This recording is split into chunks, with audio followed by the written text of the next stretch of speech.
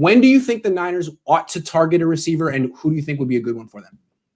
Oh, so the receiver position is, in my opinion, way worse than what people kind of how they view it. Okay. I think because the 49ers have put a lot of resources into that position, people think like it's a solidified spot where they don't have to worry about drafting receivers or whatever. But I'm like, man, Deebo Samuel is a good playmaker. Is he this pure receiver?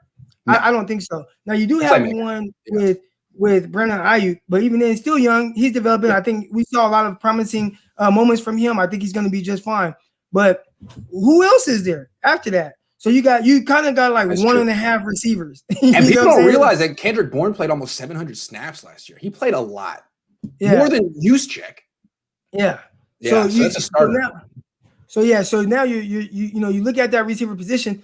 I would go as high as the best player on my board. So if say, people would say, 49ers need receiver, cornerback, offensive line, edge rusher, right?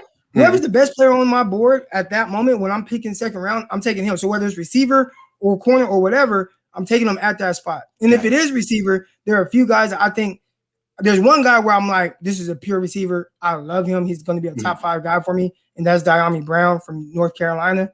Okay. I think he's like terrific. I think he's terrific. You look at North Carolina offense had amazing players apparently.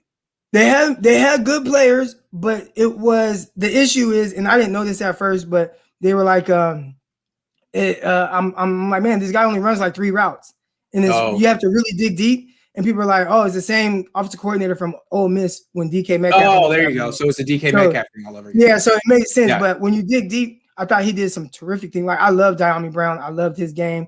That he was terrific. If you want to be, and he can win at every level, whether it's underneath, routes, slants, in the slot. He didn't do a whole lot. They didn't move him around, but I just saw his movement skills. Play on the outside. He's a vertical threat. He just runs by guys, or he can hit them with half steps, and he understands leverage and all that. So he's terrific from that standpoint. Good deep ball threat.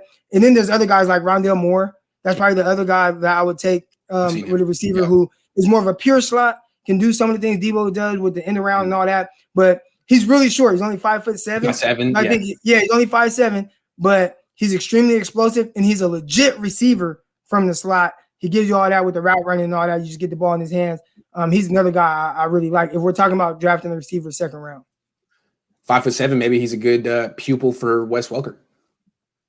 Yeah, and I'm pretty sure Wes Welker would look at him like, man, this guy's more explosive than I ever was. And that's how I look at it. Like, man, okay, 6'2", perfect 195-pound corner. Like, dang, I wish I could do these things. Let me coach him up and get him, to understand the other side of things. So, yeah. Last year, or a couple of years ago, I asked Wes Welker, like, you're new to being a wide receiver coach. Is it difficult for you to coach players with different body types than you? Because you can't really relate. And he said, yeah, actually, that's been a transition. So this would be easy for him, Rondale Moore. It's like, look, you're a better athlete than me. I totally understand what you're working with. We can do this.